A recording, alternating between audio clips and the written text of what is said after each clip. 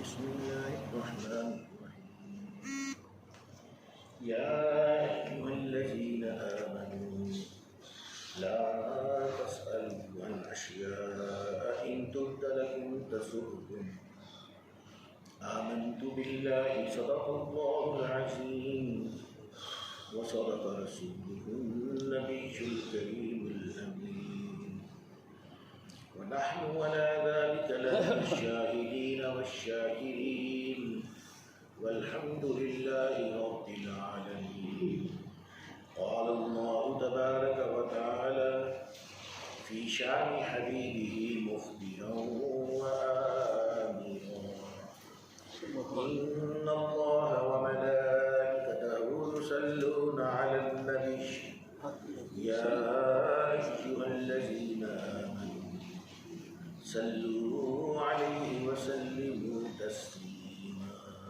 الصلاة والسلام عليك يا سيدي يا رسول الله وعلى آلك وصحبه يا الله.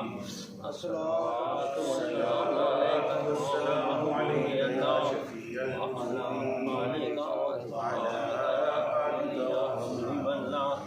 الصلاة والسلام عليك يا رحمة والسلام عليك يا خاتم النبيين وعلى المذنبين صلى الله عليه وسلم. ذوالحج کے پہلے 10 دن گزر گئے، عبادات کے دن تھے، مستیوں میں گزار دیے، اللہ تعالیٰ معاف فرما دے۔ جمعہ کو عید کا دن بھی کہا گیا ہے اور جمعہ ہے بھی واجب، فرض نہیں ہے، مسافر کے اوپر بالکل ہی نہیں ہے۔ کسی کا جمعہ چھوٹ جائے، کسی وجہ سے کوئی پرابلم آ جائے، سویا رہ گیا یا کوئی اور مسئلہ ہو گیا، تو وہ ظہر کی نماز پڑھ لے گا تو اس کا معاملہ حل ہو جائے گا۔ لیکن جو 5 نمازیں ہیں نا، یہ بڑی ڈاٹی ہیں، ان کے لیے کوئی رائج نہیں ہے۔ خدا را اپنی نمازوں کی طرف توجہ دیجیے۔ قربانی کے لحاظ سے ہی میں نے گفتگو کرنی ہے آج۔ قربانی تو ہو گئی ہے لیکن ابھی ہماری قربانی نہیں ہوئی، ہمارے نفس کی قربانی نہیں ہوئی۔ تو پورا سال ہم کوشش کرتے ہیں کہ ہمارے نفس کی قربانی ہو جائے۔ اللہ کرے کہ ہمیں توفیق مل جائے کہ ہم اپنے نفس کو قربان کر دیں۔ بے ادب، بدبخت، بد نصیب لوگ میڈیا پہ بیٹھ کے ہمارے بزرگوں کا مذاق اڑا رہے ہیں۔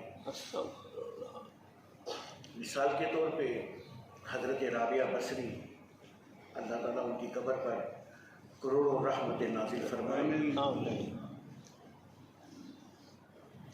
آپ کا دل کیا کہ آج گناہ گوشت کھایا جائے، آج گناہ ہوا گوشت کھایا جائے، تو آپ نے اپنی خادمہ کو کہا کہ آج گناہ ہوا گوشت بتاؤ اور اچھی طرح سے بتاؤ۔ اللہ کریم، جب گوشت پکنا شروع ہوا تو گوشت کی خوشبو ایک اپنی ہوتی ہے۔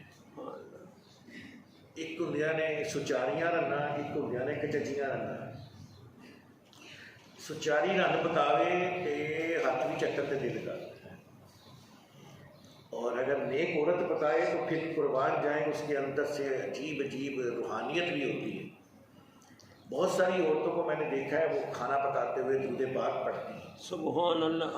تو پھر ان کے کھانے میں اللہ تعالیٰ ایسا ذائقہ ڈالتا ہے کہ ان کی اولادیں بھی نمازی ہوتی ہیں، ان کی اولادیں بھی درود پاک پڑھنے والی ہوتی ہیں، کیونکہ ان کے اندر جو کھانا جا رہا تھا وہ تو درود پاک پڑھتے ہوئے پکایا جا رہا تھا۔ تو یہ لذتیں جو ہے یہ روحانیت کی ہوتی ہیں۔ اب گوشت پکنا شروع ہوا تو گوشت نے اپنی خوشبو چھوڑی۔ جب گوشت خوب پک کے تیار ہو گیا تو خادمہ نے لا کے آپ کے آگے رکھا، تو آپ نے فرمایا کہ آج میرے نفس نے مجھے بڑا تنگ کیا ہے، اس نے پہلے کہا گوشت کھانا ہے، پھر جب اس کی خوشبو آئی تو یہ اور مچلا، اب تم ایسے کرو یہ سارا گوشت اللہ کی راہ میں دے۔ اللہ کریم، تو وہ ایک بدبخت میڈیا پہ بیٹھا ہوا ہے، وہ جب یہ واقعہ ہو جاتا ہے کوئی بھی بزرگ سنا رہا ہوتا ہے اس کی تصویر سائڈ پہ چلاتا ہے. کبھی ہمارے مرشد حضرت مولانا الیاس قادری صاحب، بظاہر تو وہ میرے مرشد نہیں، میرے مرشد تو علامہ الہی بخش صاحب ہے، لیکن ہم سارے مرشدوں کی عزت کرتے ہیں. کبھی ہمارے استاد محترم سید ریاض حسین شاہ صاحب، اسی طرح اور جو سید علماء ہیں ان کے کلپ وہ چلا کے سائڈ میں، اور ادھر وہ بکواس کرتا ہے کہانی، اس طرح کہانی جیسے مذاق اڑا رہا ہے. تو میرے پیر و مرشد فرمایا کرتے تھے کہ جب کسی کا بیڑا غرق ہونا ہوتا ہے نا، سب سے پہلے وہ اللہ والوں کے خلاف ہوتا ہے. اللہ کریم، سب سے پہلے وہ اللہ والوں کے خلاف ہوتا ہے، اللہ والوں کے خلاف بھونکتا ہے. مجھے یہ لفظ کہتے ہوئے ذرا سی شرم نہیں آ رہی کہ میں اس کے لیے بھونکنے کا لفظ استعمال کرتا ہوں، بالکل نہیں آ رہی. کوئی مجھے کہے گا مولوی تو نے آج بھونکنے کا لفظ استعمال کیا ہے. اگر کسی کو تکلیف ہوئی ہے تو وہ اپنے اندر کا علاج کرائے، اس کا اندر ٹھیک نہیں ہے. اللہ کریم. مولوی نے جو لفظ بولا بڑا سوچ سمجھ کے بولا ہے. شاہ جی، مولوی نے جو لفظ بولا بڑا سوچ سمجھ کے بولا ہے، لیکن جس کو اس لفظ سے تکلیف ہوئی ہے نا، وہ اپنے اندر کا علاج کرے. اس کا نفس ابھی مرا نہیں، اس کو اللہ والوں سے ابھی پیار نہیں ہوا. تو ہم نے اللہ والوں سے دوری اختیار کرنا شروع کر دی، اس لیے ہمارے نفس جو ہیں وہ قربان نہیں ہوتے. اور ہمارے ہاں معاف کرنا، یہ تو بقرہ عید ہے تو سب کے گھر میں گوشت ہے، لیکن عام دنوں میں اگر ہمارے گھر گوشت پکا ہو نا اور گھر میں مہمان آ جائے گا تو ہم وہ گوشت ہی اٹھا کے چھپا دیتے ہیں. یار اتنا مہنگا آیا انہیں نہ کھوائیے، جب بازاروں کو چرگا لے آ کے کھوا دے. وہ بھائی چھوٹا گوشت 1500 روپے کلو ہے، کی خیال ہے؟ تو یہ ہمارے اندر یہ چیز ہے، اس کو ختم کرنی ہے. یہی ہے نفس کو مارنا. یہی ہے کہ اگر ہمارے اندر یہ عادتیں ہیں تو ہم نے یہ قربان کرنا ہے، اپنے نفس کو قربان کرنا ہے. آئیے آیہ کریمہ جس کا میں نے آج شروع کرنا تھا، یا ایھا الذین آمنوا لا تسألوا، یہ جو ہے نا یا ایھا الذین آمنوا، یہ بڑے خوبصورت جملہ ہے. بلکہ بہت سارے مفسرین لکھتے ہیں کہ یہ اللہ اور بندے کا، مومن بندے کا قرب ہے. کچھ لکھتے ہیں کہ یہ اللہ اپنے بندے کو دلاسا دے رہا ہے، اے ایمان والوں، اے مومنوں. اللہ کریم. اور میرے استاد محترم لکھتے ہیں یہ ایسا جملہ ہے جیسے اللہ اپنے بندے کو اپنائیت دے رہا ہے. اپنائیت ہوتی ہے نا، تو وہ اس جملے میں ہے ساری. یا ایھا الذین آمنوا، اے ایمان والوں، لا تسألوا ان اشیاء ان تبد لکم تسؤکم، نہ سوال کیا کرو ایسی چیزوں کے متعلق جو تمہارے لیے ظاہر ہو جائیں تو تمہیں بری لگیں. اور تم نے ان سے متعلق سوال کیا جب قرآن نازل ہو رہا ہو تو تمہارے لیے 2 چیزیں ظاہر کر دی جائیں گی. ان سے متعلق اللہ نے معاف فرما دیا ہے، اور اللہ غفور بھی ہے اور مہربان بھی ہے. عفا اللہ عنہا واللہ غفور حلیم. سبحان. اس آیہ کریمہ کا شان نزول سماعت فرما لیجیے. یہ جو جملہ ہے نا، کیوں، مگر، اگر، لیکن، ان جملوں سے بچا کریں، کیونکہ صحابہ کرام یہ جملے نہیں بولا کرتے تھے. وہ کہا کرتے تھے لبیک یا رسول اللہ. وہ یہ جملے نہیں بولا جاتے. حضور ایسا کیوں ہے، حضور ایسا کیوں ہے. ہم میلاد منا رہے ہیں بھائی، کیوں منا رہے ہیں. ہم لوگ 40واں منا رہے ہیں بھائی، کیوں منا رہے ہیں. اس کے اوپر میں کافی گفتگو کر چکا ہوں، آج میرا موضوع یہ نہیں ہے. اس کے شان نزول سماعت فرمائیے گا. جب حج کی فرضیت کے احکام نازل ہوئے تو حضرت اقرا بن حابس عرض کرنے لگے، یا رسول اللہ صلی اللہ علیہ وآلہ وسلم، کیا ہر سال فرض ہے؟ آپ صلی اللہ علیہ وآلہ وسلم نے خاموشی اختیار کی. انہوں نے پھر یہی سوال کیا، یا رسول اللہ کیا حج ہر سال فرض ہے؟ آپ نے پھر خاموشی اختیار کی. انہوں نے تیسری دفعہ سوال کیا، یا رسول اللہ صلی اللہ علیہ وآلہ وسلم کیا حج ہر سال فرض ہے؟ تو پھر آپ نے جواب دیا، نہیں، حج صرف ایک ہی مرتبہ فرض ہے. اس پر یہ آیہ کریمہ نازل ہوئی کہ جب قرآن نازل ہو رہا ہو تو کسی کو سوال بےہودہ، فضول، جس سوال کی کوئی اہمیت نہ ہو، وہ سوال کرنے کی ہرگز اجازت نہیں ہے. یہ سوال تو بیہودہ نہیں تھا، یہ تو سوال بڑا اچھا تھا، ہمارے لیے دین بن گیا، لیکن میں نے بیہودہ کا لفظ استعمال کیا ہے، سنیے کیوں کیا ہے۔ دوسری تفسیر اس کی یہ ہے، دوسری شان نزول اس کے لیے منافقین کثرت سے سوال کرتے تھے اور غیر ضروری اور بیہودہ باتیں پوچھا کرتے تھے، مثلا میرا باپ کون ہے، استغفر اللہ، اللہ اکبر، اللہ استغفر، میری اونٹنی گم ہو گئی ہے، کہاں پہ ہے، کل منڈی کا بھاؤ کیا ہوگا، استغفر اللہ، استغفر، اس طرح کے سوال آگے کیا کرتے تھے۔ سوال دو قسم کے ہوتے ہیں، ایک سوال ہوتا ہے اپنی اصلاح کے لیے، مثال کے طور پہ مجھے نماز کی کسی چیز کا نہیں پتہ تو میں سوال کرتا ہوں قاری صاحب میرا یہ سوال ہے، مجھے یہ بتا دیجئے۔ اور ایک سوال ہوتا ہے دوسرے کو نیچا دکھانے کے لیے کہ جی، جیسے ایک شخص نے مجھ سے سوال کیا حضرت موسیٰ علیہ السلام کی والدہ کا نام کیا ہے، میں نے کہا جی مجھے نہیں آتا، میں نے کہا مجھے نہیں آتا، کہتا ویسے تو آپ جمعہ پڑھاتے ہیں اور آپ کو یہ سوال نہیں آتا۔ میں نے کہا اچھا چل تو بتا کہ حضرت نوح علیہ السلام کی ماں کا نام کیا تھا، اللہ کریم، کہتا جی مجھے بھی نہیں آتا۔ میں نے کہا یہ بات یہ ہے کہ ہر سوال کا جواب نہیں ہوتا ہے، اور قرآن کہتا ہے کہ فضول سوال کرنے کی اجازت نہیں۔ موسیٰ علیہ السلام کی والدہ کا نام کیا تھا، نوح علیہ السلام کی والدہ کا نام کیا تھا، اس کا ہمارے ساتھ کوئی تعلق نہیں، ہماری شریعت میں اس کا کوئی جواز نہیں۔ ہماری شریعت یہ ہے کہ ہمارے نبی کون ہیں، اللہ کریم، ہمارے نبی کون ہیں، صلی اللہ علیہ وسلم، بدعت کیا ہے، شرک کیا ہے، اس کی صحیح طریقے جو آج تک نہیں لوگ کر سکے، اور اس کے اوپر ہر وقت جرا کرتے رہتے ہیں۔ کوئی یا حسین کہہ دے تو کہتے ہیں اس نے نعوذ باللہ شرک کر دیا، کوئی یا رسول اللہ کہہ دے تو کہتے ہیں اس نے شرک کر دیا۔ ان کو پتہ ہی نہیں ہے قرآن میں اللہ تعالیٰ نے کہا یا حجر، اللہ اے پتھر، جب پتھر کو یا حجر کہہ کے بلایا جا سکتا ہے اللہ کریم، تو پھر انسان کو یا کہہ کے بلانے میں کیا تکلیف ہے آپ کو؟ اللہ کریم، اللہ کریم۔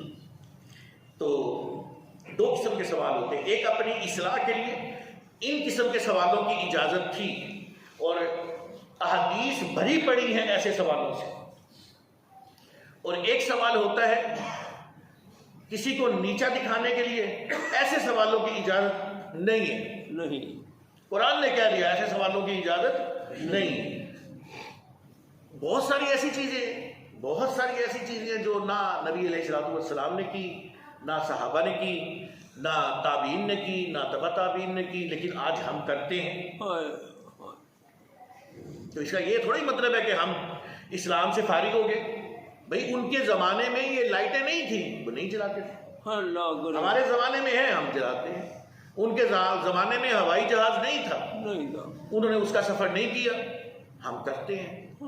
تو یہ کہہ دینا کہ جو صحابہ نے نہیں کیا وہ ہم بھی نہیں کریں گے، تو پھر بھائی صحابہ نے تو، میں تمہیں کھل کے بات بتاتا ہوں، صحابہ نے تو مکان بھی نہیں بنائی تھی، اللہ کریم، اللہ کریم، بلکہ ایک صحابی مکان بنا رہے تھے، ان کا مکان تیار کھڑا تھا، بالکل تیاری کے قریب تھا، میرے اور آپ کے قریب آقا محمد مصطفیٰ صلی اللہ علیہ وآلہ وسلم وہاں سے گزرے اور آپ نے کہا یہ کس کا گھر بن رہا ہے؟ اللہ اکبر۔ تو ایک صحابی نے کہا یہ فلاں کا بن رہا ہے، تو آپ کے چہرے پہ ناگواری کے اثرات آئے، یعنی آپ کو پسند نہیں آیا، اس کے اندر کوئی ایسی چیز ہوگی جو آپ کو نہیں پسند آئی۔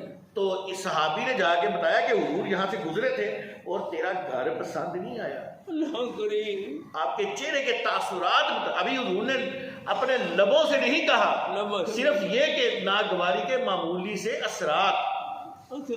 اللہ کریم، اگلے دن جب حضور وہاں سے گزرے تو مکان صحابی خود ڈھا چکے تھے۔ اللہ کریم، اللہ کریم۔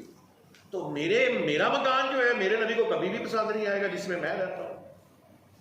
میں آپ کی کیا بات کروں، میں اپنے مکان کی بات کرتا ہوں۔ پیسوں میں سب سے برا پیسہ وہ ہوتا ہے جو مکان پہ لگتا ہے۔ ہائے ہائے ہائے ہائے، ہماری کمائی کا جو سب سے برا پیسہ جو لگتا ہے نا، جس کا کوئی ہمیں فائدہ نہیں ہوتا، وہ کون سا ہوتا ہے؟ جو مکان پہ لگتا ہے۔ اور پیسوں میں سب سے اچھا پیسہ وہ ہے جو مکان پہ ہی لگتا ہے، لیکن وہ مکان انسان کا نہیں خدا کا ہوتا ہے، جس کو مسجد کہتے ہیں، جس کو किसी बुजुर्ग को उठा के ले, ये आज बातें करते हैं बुजुर्गों को, किसी बुजुर्ग को उठा के देख ले। हुजूर दाता गंज बख्श अली हजवेरी रहमतुल्लाह अलैहि ताला घाटी के बाहर आए, उन्होंने वहां अपना घर नहीं मस्जिद बनाई, सुल्तान बाहू ने मस्जिद बनाई। किसी भी बुजुर्ग की दरगाह पे चले जाएं, आपको मस्जिद नजर आएगी, उनका घर नहीं नजर आएगा कि यहाँ बाबा जी रहते थे। अल्लाह करे, उनको आपका घर नहीं मिलेगा, लेकिन आपको मस्जिद मिलेगी। तो पैसों में सबसे आला पैसा वो है जो कहाँ लगता है? मस्जिद में। और पैसों में सबसे बुरा पैसा वो है जो हमारे घरों पे लगता है। हम बड़ी मोहब्बत से घर बनाते हैं अपने, सभी मेरे समेत बड़े प्यार से बनाते हैं। बाथरूमों के अंदर कीमती टाइलें लगाते हैं, किचन के अंदर खूबसूरत शेल्फें बनवाते हैं, सारा कुछ करते हैं। लेकिन कभी थोड़ी देर के लिए मुझे भी और आपको सोचना चाहिए कि आज से 30-40 साल बाद उसमें वो लोग रह रहे होंगे जो हमें जानते नहीं होंगे, जो हमें जानते ही होंगे, और 100 साल बाद तो हमारा नामो निशान मिट चुका होगा। जिस घर के लिए हमने इतने पापड़ वेले, रिश्वतें ली, लोगों को धोखा दिया, लड़ के सरिया सस्ता करवाया, सीमेंट सस्ता करवाया, यार कट्ठिया 100 बोरियां लेनी है, एने दियां कर दे। जिस घर के लिए हमने पूरी कोशिश कर ली, उस घर में 100 साल बाद हमारी औलाद भी शायद ना रह रही हो, ऐसे लोग रह रहे होंगे जो हमें जानते तक नहीं होंगे। तो घरों की बजाय अगर आप कहते हैं ना कि सहाबा ने ये काम नहीं किया, तो फिर अपने घर तोड़िए सारे। ये हमारे इमाम साहब हैं, 17 साल मुझे हो गए यहाँ पे, और ये मेरे ख्याल 81 के आए हुए यहाँ पे हैं, 81 के आए हुए हैं। ये सुन्नियों के इमाम हैं। ये किसके इमाम हैं? सुन्नियों के इमाम हैं। अगर ये किसी दूसरे मसलक के इमाम होते ना, इस वक्त इनके कम से कम 5 घर होते। मैं गलत बयानी नहीं कर रहा, मैं सबूत के साथ बात कर रहा हूँ, मैं सबूत के साथ बात कर रहा हूँ। चूँकि मेरा ताल्लुक हर ग्रोह से है, मैं अहले तशरीह से भी मिलता हूँ, मैं अहले देवबंद से भी मिलता हूँ, और अच्छे तरीके से मिलता हूँ। क्यों मिलता हूँ? किसी वजह से मिलता हूँ। मैं बताना चाहता हूँ कि असल इस्लाम क्या है। मैं समझाना चाहता हूँ कि तुम लोग भी फिरका वारियत से बाहर निकलो, अपने बड़ों को छोड़ दो, अपने ऊपर से ये मोहर उतार दो, सब ये मोहर लगा लो कि हम हुजूर के अदना गुलाम हैं सल्लल्लाहु अलैहि वसल्लम। और उसके लिए हमें वो जो तहरीरें हैं ना, उनको तस्लीम करना पड़ेगा, लेकिन हम तस्लीम नहीं करते।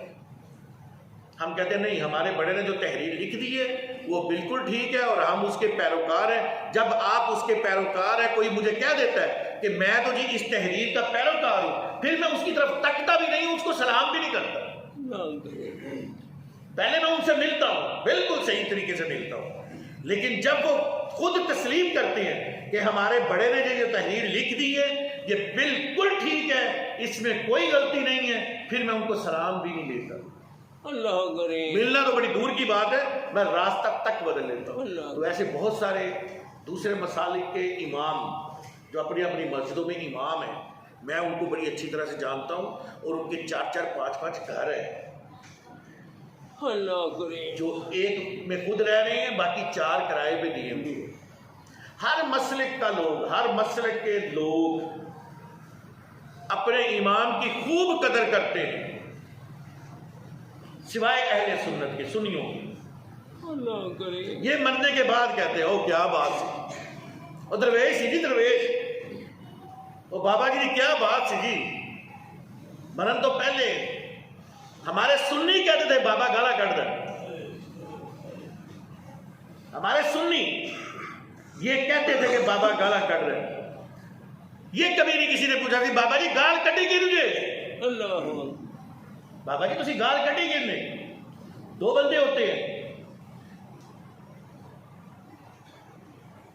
एक गालियां निकालने वाले और एक जमाली किस्म के होते हैं وہ بڑی سے بڑی بات کو بھی حذف کر جاتے ہیں، جیسے حضور داتا گنج بخش علی اجمیری رحمۃ اللہ، جیسے میرے استاد محترم سید ریاض حسین شاہ صاحب، وہ حالات کو دیکھتے ہوئے ترغیب دیتے ہوئے ان کی یہ کاوش بہت بڑی ہے کہ ماڈل ٹاؤن جیسے علاقے، ماڈل ٹاؤن جیسا علاقہ جہاں پہ اسلام کا تصور ہی بڑا کام ہے، وہاں تقریباً ہر تیسرے گھر میں ربیع الاول شریف میں میلاد ہو رہا ہوتا ہے اور اس کا سہرا استاد محترم کے ساتھ جاتا ہے۔ اللہ کریم، اللہ کریم۔ ہر کسی کی اپنا اپنا طریقہ ہے، اور جو گالیاں نکال رہا ہے جب وہ گالی نکالے تو یہ پتہ کرنا چاہیے اس بندے نے گالی نکالی کیوں، کیونکہ گالیاں تو قرآن بھی دیتا ہے، قرآن گالیاں دیتا ہے نا اس میں۔ میں نے آپ سے پہلے بھی ایک دفعہ کہا تھا کہ سب سے بڑی گالی کیا ہے، سب سے بڑی گالی کیا ہے؟ اللہ کریم، کسی کو حرامی کہہ دینا، اس سے بڑی گالی کوئی نہیں ہے۔ اللہ کریم۔ اور قرآن نے سورہ قلم کے اندر جو حضور کا بے ادب ہے، جو حضور کا دشمن ہے، اس کی ساری صفات گروائی، وہ جھوٹا ہے، وہ یہ ہے، وہ خائن ہے، وہ ایسے ہے، وہ ایسے ہے، آخر پہ کہا بس آخری یہ کہ یہ حرامی ہے، حرام۔ اس کا نطفہ ہی غلط ہے۔ اللہ کریم، اللہ اب بتائیے حضور کے بے ادب کو قرآن نے کیا کہا؟ اللہ کریم۔ اور جو ختم نبوت کے خلاف ہیں، قرآن کہتا ہے کہ حضور آخری نبی ہیں، اور جو ختم نبوت کے خلاف ہیں ان کو گالیاں دے رہے ہیں نا بابا جی۔ اللہ کریم۔ آج مر گئے بابا جی، اپنی قبر میں آرام فرما رہے ہیں۔ آج لوگ کہتے ہیں اللہ جی بابا جی گانا نہیں کاٹتے سی، لیکن صحیح کاٹتے سی، وہ ان کی زندگی میں کہتے ہیں، اللہ اکبر۔ ان کی زندگی میں کہتے ہیں۔ ہم لوگ کیا کرتے ہیں جب ہمارا امام مر جاتا ہے پھر کہتے ہیں واہ واہ کیا درویش بندہ۔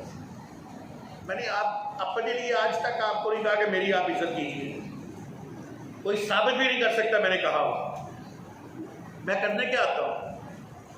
ایک جمعہ پڑھانے آتا ہوں، تھوڑی دیر کے لیے یہاں بیٹھتا ہوں، پھر 2 واجب رکھتے پڑھاتا ہوں، فرض نہیں پڑھاتا۔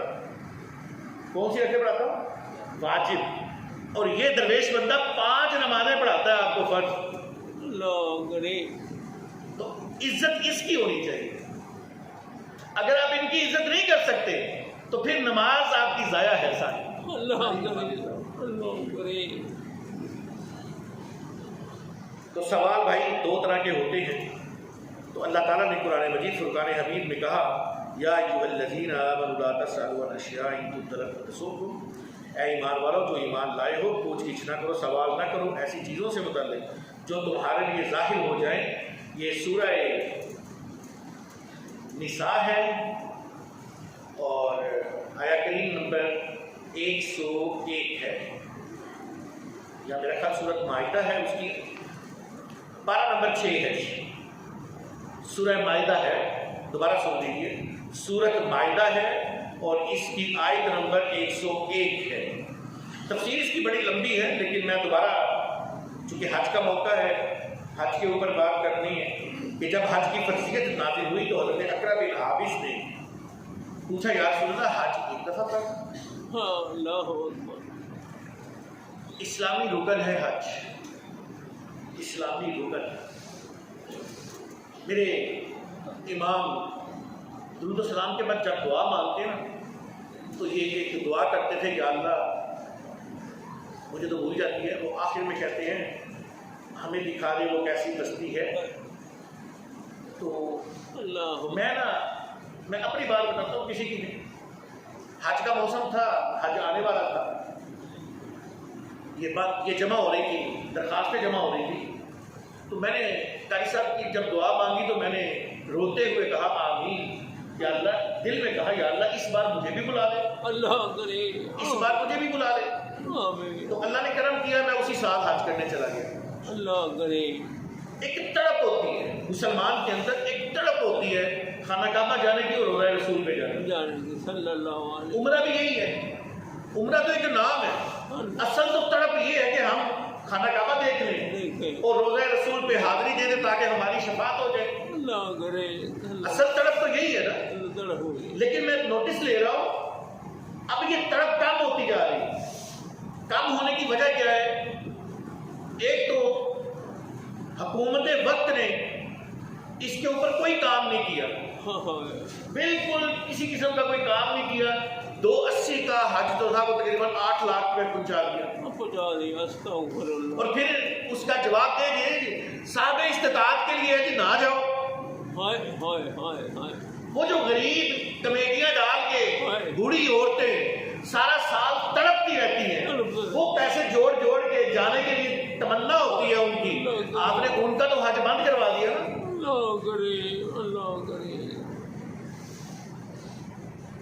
کروا دیا کہ نہیں کروایا؟ بے شک کروا دیا. بولو نا یار. ہاں جی ہاں جی. چھڑ دیو یار, اپنی پارٹی والی چھڑ دیو, دین دے وال آ جاؤ. نہ تے زرداری نے قبر ہی آنا جے, نہ نواز شریف نے قبر ہی آنا جے, نہ حضرت عمران صاحب نے قبر ہی آنا. یہ لوگوں نے تماش انہوں نے قیامت والا دن انشاءاللہ تعالی اللہ کے حکم دے نال, میرے علم غیب تے کوئی نہیں گا اللہ کرے, لیکن انہوں دی حرکتاں دیکھتے ہوئے اللہ کے حکم دے نال انشاءاللہ تعالی یہ سانو دوستیاں دی قطار وچ نظر آن گے, کیونکہ انہوں نے مسلمانوں نال انتہائی بد سلوکیاں کیتیاں. ممتاز قادری صاحب نو پھانسی دتی گئی ہے ایسے ہی ملک دے وچ, ایسے ہی ملک دی اسمبلی دے وچ ختم نبوت کے قانون نو تبدیل کرن واسطے قرارداد پیش کی گئی ہے, اور جتنے مولوی حضرات اسمبلی میں بیٹھے ہوئے وہ بھی تیار رہے. استغفر اللہ. ہونا چاہیے کہ سارے اکٹھے ہو کے کھڑے ہوئے تھے, کیونکہ جب مجھے یہ بڑی خوشی کی بات ہے کہ جب ختم نبوت کی بات آتی ہے, نہ کوئی وہابی ہوتا ہے, نہ کوئی سنی ہوتا ہے, نہ کوئی شیعہ ہوتا ہے, نہ کوئی دیوبندی ہوتا ہے, اس وقت سارے مسلمان ہوتے ہیں, اس وقت سارے کھڑے ہو جاتے ہیں. لیکن افسوس اس بات کا بھی ہے کہ اسمبلی میں نہ کوئی سنی کھڑا ہوا. قبلہ پادری صاحب انہوں نے نور اللہ کہتے شرم آتی یار معاف کرنا, جی کوئی انہوں نے چاند لائے گا تو میں معاف کر دے, مینو شرم آتی انہوں نے نور اللہ کہتے. نور اللہ کا مطلب ہوتا ہے حق کا نور, یہ تو ظلمت کا نور ہے, یہ تو اللہ معاف کر دے. کوئی کہے گا جی نہ کہ بھائی انہوں نے داڑھی بڑی سونی رکھی ہوئی, داڑھی یار ابو جہل نے نہیں رکھی ہوئی. ہم نے حضور کے ساتھ دیکھنا کیا تعلق ہے صلی اللہ علیہ تو ایک تو ہمارا حج انتہائی مشکل کر دیا گیا, کر دیا, یہ مشکل کر دیا. دوسرا لوگوں میں آگے عمرے کی بات کرو تو لوگوں کی آنکھوں سے جھلمیں شروع ہو جاتی تھی. اب عمرے کی بات کرو لوگوں کو, پچھلے دنوں میں پہلے بھی پچھلے جمعے بھی گفتگو کرتے ہوئے کہا تھا کہ پچھلے دنوں وہ کوئی فائنل میچ ہوا ہے, اس کے اوپر آپ نے دیکھا کتنا رش تھا, اور خانہ کعبہ میں حج کے اندر رش کوئی نہیں تھا. یار حد ہو گئی ہے. ہمارا سب سے اہم جز جس کے اوپر دنیا دھنگ رہ جاتی تھی, اتنا ڈسپلن, جب حاجی سارے مل کے ایک ہی دفعہ سجدے میں جاتے تھے, ایک روح پرور نظارہ ہوتا تھا جو ہم ٹی وی پہ ہی دیکھتے تھے, ہم سے وہ چھین لیا گیا. اللہ تعالیٰ ہمیں ہماری یہ چیزیں واپس کر دے, ہمیں ایسے حکمران نصیب فرما دے جو حضور کے بعد غلام ہوں. یاد رکھو قبر میں میرے اور آپ کے کریم آقا محمد مصطفیٰ صلی اللہ علیہ وآلہ وسلم کے بارے میں سوال ہوگا. اور یہ میں آپ کو بتاتا چلوں, اللہ تعالیٰ بڑا غفور الرحیم ہے, اور اس نے اپنے غفور الرحیم ہونے کا یہ دیکھیں کتنا بڑا آپ کے اور میرے اوپر اعزاز ہے کہ قبر میں صرف یہ پوچھیں گے تیرا رب کون ہے, یہ نہیں پوچھے گا تو نے کتنے کتنے گناہ کیے تھے, تیرا یہ چٹھا بٹا ہے, تو نے یہ بھی کیا ہے, تو نے یہ بھی کیا نا, صرف یہ پوچھے گا تیرا رب کون ہے, تاکہ فرشتوں کو پتا نہ چلے یہ بندہ کتنے گناہ کر کے آیا ہے. یہ بھی نہیں پوچھا جائے گا کہ تو نے کیا, تو دیوبندی تھا, تو وہابی تھا, تو سنی تھا, تو شیعہ تھا, نہیں پوچھا جائے گا مہا دین ہوگا, تیرا دین کیا ہے. اور ہم سب کا الحمدللہ اسلام ہے. اور ایک بات میں آپ کو بتاتا کہ شیعہ ہو, سنی ہو, وہابی ہو, دیوبندی ہو, سب اپنے اپنے مسلک پہ اس لیے ٹکے ہوئے ہیں کہ سب جنت میں جانا چاہتے ہیں. اللہ کرے جانا چاہتے ہیں. کیوں جی ایسے ہی ہے, ایسے ہی سب جنت میں جانا چاہتے ہو نا. بے شک. تو پھر سنو یار, جنت کے شہزادے دو ہیں. اللہ کرے, اللہ جنت کے شہزادے دو ہیں. اور جنت کا مالک کوئی اور نہیں میرے اور آپ کے قریب آقا محمد صلی اللہ علیہ ان وسلم کا ساتھ یعنی کہ نہ حضور کا ساتھ چھوڑیے نہ اہل بیت کا ساتھ چھوڑیے چھوڑیے۔ انشاءاللہ جنتی ہو جائے ہو جائیں گے۔ ہم سب کا یہی ہم سب اسی لیے اپنے اپنے عقیدے پہ ڈٹے ہوئے ہیں نا جی جی کہ ہم جنت میں جانا چاہتے ہیں انشاءاللہ۔ خیر کہ اللہ تعالیٰ مجھے اور آپ کو توفیق دے کہ ہم صحیح معنوں میں اسلام کو اپنے گھروں میں کم از کم نافذ کر دیں